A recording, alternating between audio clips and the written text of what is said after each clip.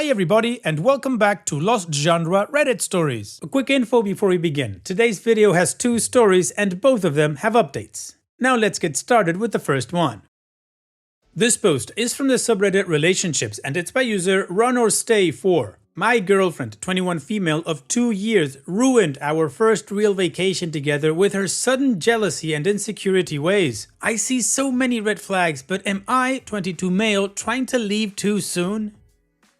3 weeks ago, I went to Las Vegas with my girlfriend Laura and her best friend Sarah and her boyfriend for a vacation getaway. We're all college students. We just finished our final exams and we had been planning this trip for about 6 months. And there were issues before we even got there. By the time we boarded, the plane was just about full. Sarah and her boyfriend got the last 2 seats together, but Laura and I were forced to sit apart from each other. No one wanted to give up or swap seats. I gave her the option of the 2 final seats, a little girl and her mom or 2 high school college volleyball girls.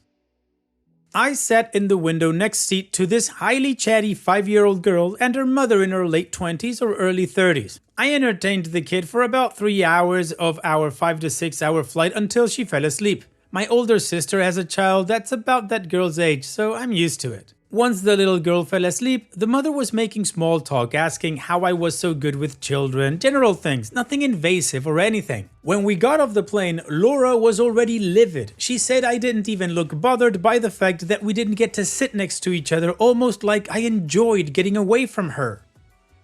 I mean, the flight sucks and I would have much rather slept or been next to her, but I'm not going to mope around and make a bad situation already worse. It was 6 AM. Who really wants to play with a 5-year-old for 3 hours? Eventually, she got over it and apologized after Sarah talked her down about it. We go to our hotel on the strip and check in. And it turns out they booked a single penthouse room through some promo Sarah's parents provided for the 4 of us. It wasn't terrible, but I had only met Sarah and her boyfriend maybe a handful of times before this trip.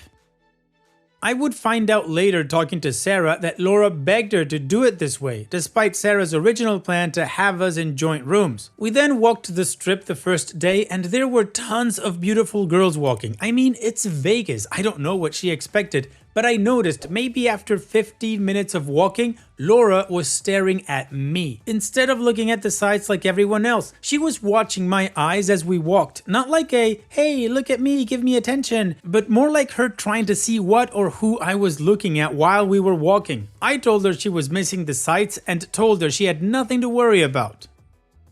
We went to this huge outlet mall and every time a sales associate tried to give me coupons or something, she would nearly throw a fit. She asked one of the girls working about a product Laura had an interest in, and even then Laura came over and basically awkwardly took hold of the conversation. It was the most embarrassing thing I've ever witnessed in my life. I apologized to the associate before we left. I felt so bad for her.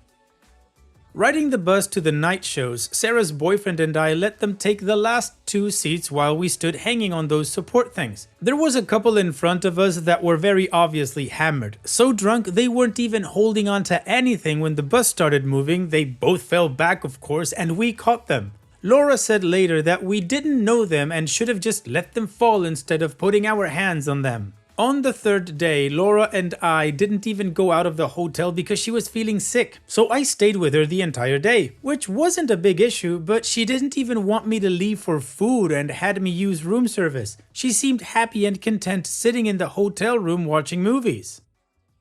The day before we were leaving, we ate at this nightclub restaurant place, and our server was a showgirl or call girl, I don't know the proper term, but she flirted with us, and when she noticed how Laura was reacting, she just did it even more. I tried to play it down, but the damage was already done. I pretty much mentally checked out that day. I understand, no one likes to see their significant other get flirted with, but I'm pretty sure it's that girl's job to try and tempt people into taking her card. Sarah's boyfriend got hit on worse than me, and Sarah just laughed about it, even joked with the showgirl.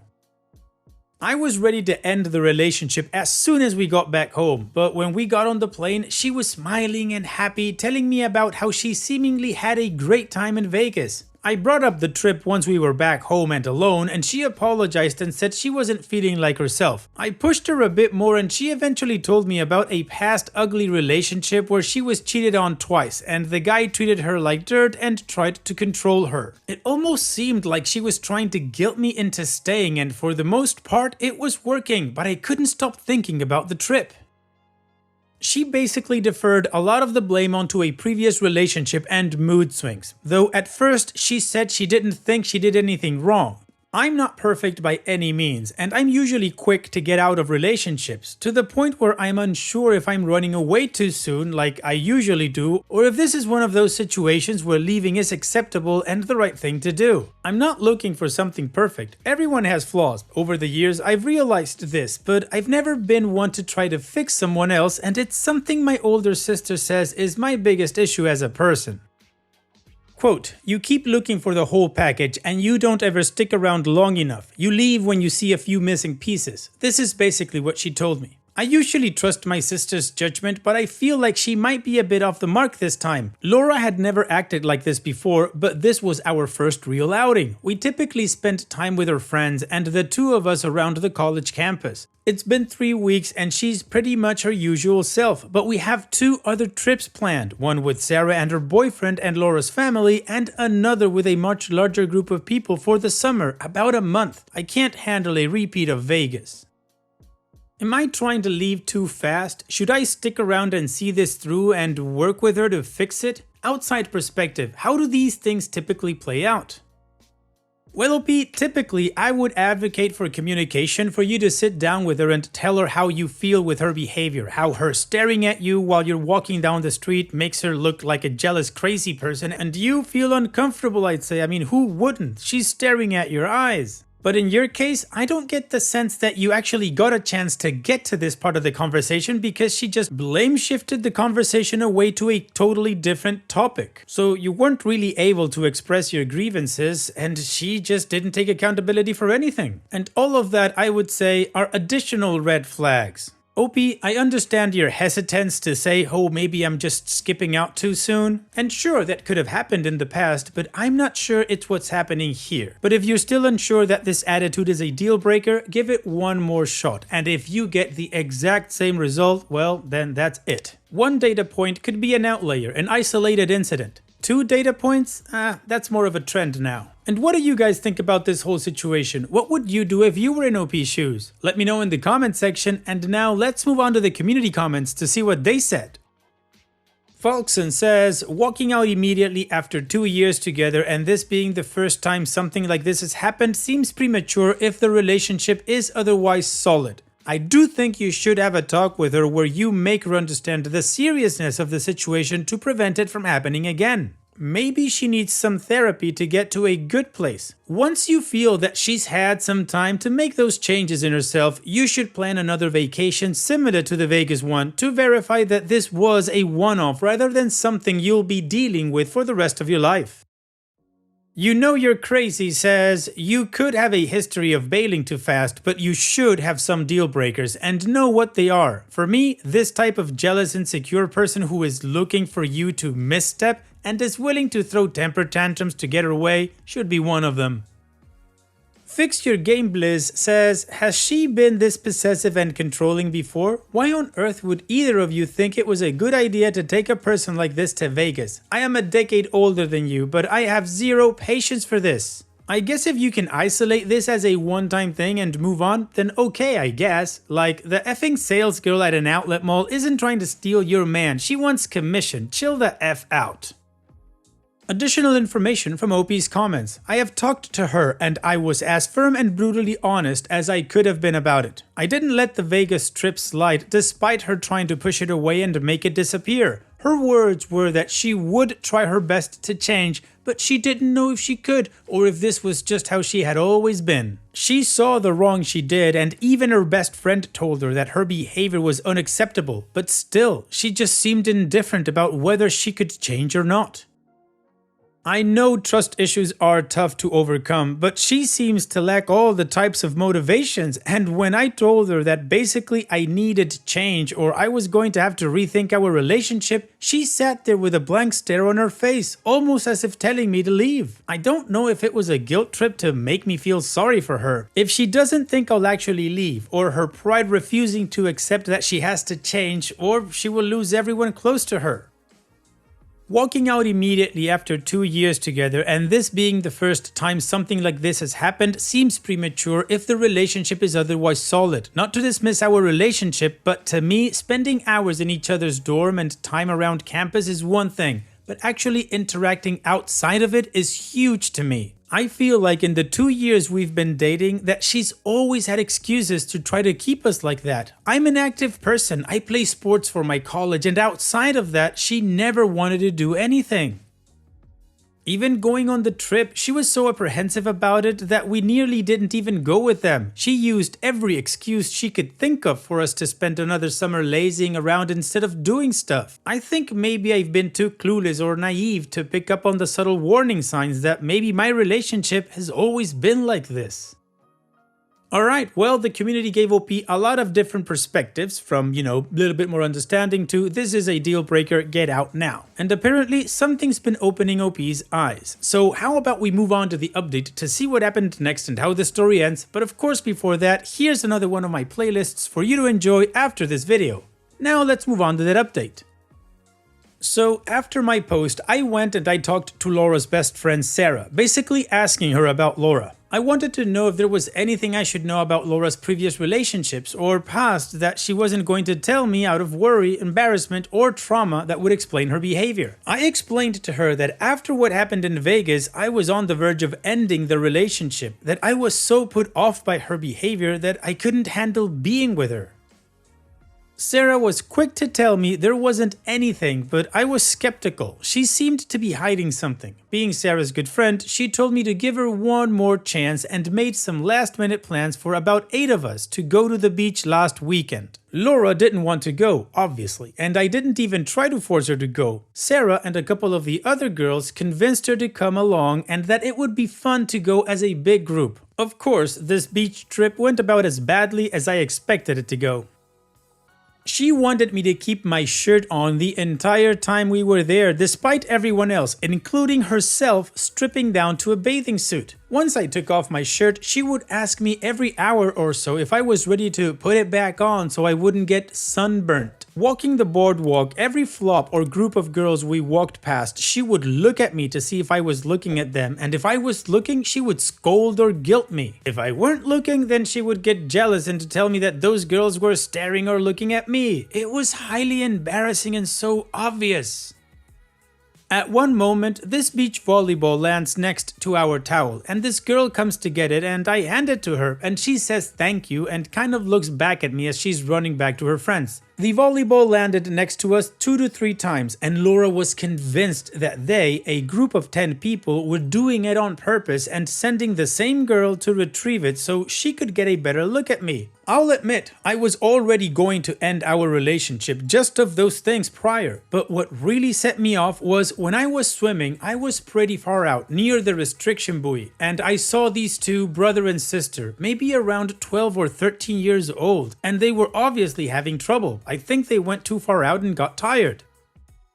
Neither of them were strong swimmers, and I noticed they were drifting further and further, so I swam over and asked if they needed help getting back closer to shore. I swim and pull them both back closer to shore until they touched the bottom. They were both extremely grateful, and I heard the sisters say that their parents told them not to go out that far. Laura asked me what I was doing with those kids out there. I told her I was helping them get back to shore, and she said, "Isn't that what lifeguards are for?" 2 of the couples sitting next to her looked mortified, but all I could do was shake my head. I broke up with her that night and told her I really hoped she got the help she needed to be more comfortable with herself. She was overly dramatic, crying and sobbing, desperately telling me that she would change if I stayed. She said she needed me to help her and that it would be entirely my fault that she was the way she was. I decided to leave before I said anything hurtful because I was getting angry, and that's when she blurted out that she was pregnant. I looked at her and just rolled my eyes and leave. I haven't had sex with her since her last period, purposely. I think she realized that because eventually she came out of the hotel room and yelled down the hall for me to please not to go. I stopped at Sarah's hotel room to inform her and her boyfriend that I was leaving. I drove myself for a reason. Sarah apologizes and admits to me that Laura wasn't even in an abusive relationship prior to me. Her ex-boyfriend went to coffee with a co-worker who was also his childhood friend of 15 years, and Laura accused him of cheating on her emotionally. I think it's safe to say I dodged a bullet. I've deleted both of their numbers and I don't plan on contacting any of them again. Yikes, well, I guess it's a trend. Well done, OP, for ending the relationship, and now just focus on yourself. Hopefully Laura does get the help that she needs, but just know that it was never your responsibility. So here's wishing all the best in the future for you, OP. Take care and thank you for sharing. Now let's move on to the next post that, like I said in the beginning, also has an update. This post is from the subreddit Relationships and it's by user Goldtree. I'm 21 female having roommate problems because her 23 female boyfriend, 23 male, has a thing for me. I'm sharing an apartment with a girl I know through a friend. Her boyfriend doesn't technically live with us, but he's over most of the time, including when she's not home because he works super close. He's actually pretty cool and we've become friends. But my roommate somehow found out that he's into me, and so now she wants me to stop talking to him. I told her I would not ignore him if he was talking to me in our house, and I don't speak to him unless he's over. Then she said that when he's over, I can't wear leggings or yoga pants or anything revealing, and that by doing so, I'm essentially a homewrecker because I'm trying to turn him on. Not true, by the way. Should I actually stop talking to him? Is there a compromise I'm not thinking of? It seems really cruel to ignore him when he's talking to me, but I don't want to wreck things with my roommate because I really like where I live. Oof, OP, this is a huge red flag, not just for you, but for the boyfriend as well. It seems like your friend has serious insecurity issues, and I would guess that she acknowledges them to some degree, because she's not talking to him or she's not confronting him or anything like that. She's trying to control the environment around him, as to somewhat spare him from the crazy. Because let's face it, she's trying to control the way that you dress in your home because her boyfriend is present. So honestly, OP, I don't think it'll make any kind of a difference if you stop talking to him or if you put on some sort of winter outfit while he's present. That's not going to change the way your roommate is behaving. She is insecure, so she will find something to have a meltdown about. And when that breakup happens, brace yourself because you will be the primary target. OP, honestly, it sucks because you love the place where you live, but I think you need to start looking for another place or see if she can move out or talk to your landlord or something. And what do you guys think about this situation? What would you do if you were in OP's shoes? Let me know in the comments section, and now let's move on to the community comments to see what they said. Apostate X says, dress how you want. Your roommate and her boyfriend have major issues and insecurities to work out that have nothing to do with you. He shouldn't be coming to your apartment anymore. She should visit him at his place. If your roommate continues to try to make you responsible for her boyfriend's behavior and her insecurities, it will be time to find a new apartment. May not be a living arrangement you can salvage.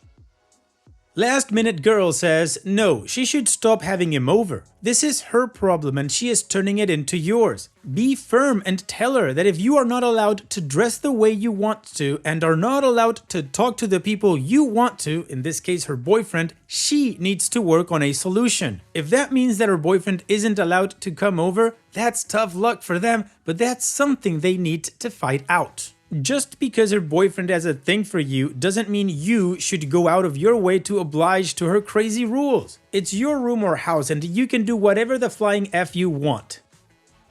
And Rainbow Kitty 77 says, is this a case where she knows he has a crush or one where she just thinks it? Very important question. Additional information from OP's comments. I do care about my roommate and I'm not flirting with her boyfriend, I'm just being friendly. I don't want to be rude and ignore him, but I don't want to piss her off either. I don't care if he has a crush on me because he's been nothing but nice, so it doesn't bother me. And I don't mind him coming over because I do enjoy his company, so I'm not going to tell her he can't come over anymore, but I think maybe she should tell him that if she trusts him that little. Okay, well, the community agrees that this is not OP's problem and it's something that the roommate should handle with the boyfriend. OP agrees and she's not going to do anything apparently, so it's time to move on to the update to see what happened next and how the story ends. So, she took all of my food out of the kitchen and put it in my mini fridge, which she unplugged and left shut in my bedroom, so the whole fridge became a disgusting moldy mess. She did that because she said she didn't want me in common areas of the apartment anymore if I couldn't dress appropriately, and I was just wearing regular shorts. Yet somehow she thinks it's perfectly fine to do coke with her friends off our kitchen island. She also wrecked my Lululemon leggings with her nail file because they are apparently too provocative to be worn outside the bedroom. She's insane. Her boyfriend broke up with her after that incident, and I think it was for the best. He could do so much better. She went extra crazy after that and kept texting me that she knew I was sleeping with him and that I asked him to break up with her. So I moved out. I really didn't want to because I loved my apartment, but I didn't want to put up with her anymore, and I found an even better apartment with friends I could actually live with. I'm sad about losing the mini fridge. She did it when I was gone for the weekend, and when I opened it when I got back, it was like cobweb mold, which was too disgusting to clean. I'm probably going to sue her in small claims court for destruction of property. Our landlord told us to open up a shared bank account. Terrible idea. No one do this. And it was empty, but she transferred the $300 overdraft to her account, so I'm trying to figure out how to deal with that. Thanks for the advice, everyone. Oh man, I gotta go buy a lottery ticket. I had never called a story so right. I shocked myself. Honestly, I don't know if this means that I'm growing as a person or that I've just read too many Reddit stories. But anyways, OP, this is a happy update for you because you moved out, you got a better place with people that you can live with, and she's out of your life. So here's wishing you all the best in the future. Thanks for sharing and take care. And that's it for today's video. Thank you so much for taking the time to watch it. Now, if you've gotten to this point in the video, I assume that you like these stories that I'm reading out. So here are a couple more that you might enjoy. And if you don't have any time to watch another story right now, save it for later. And also, don't forget to hit that subscribe button.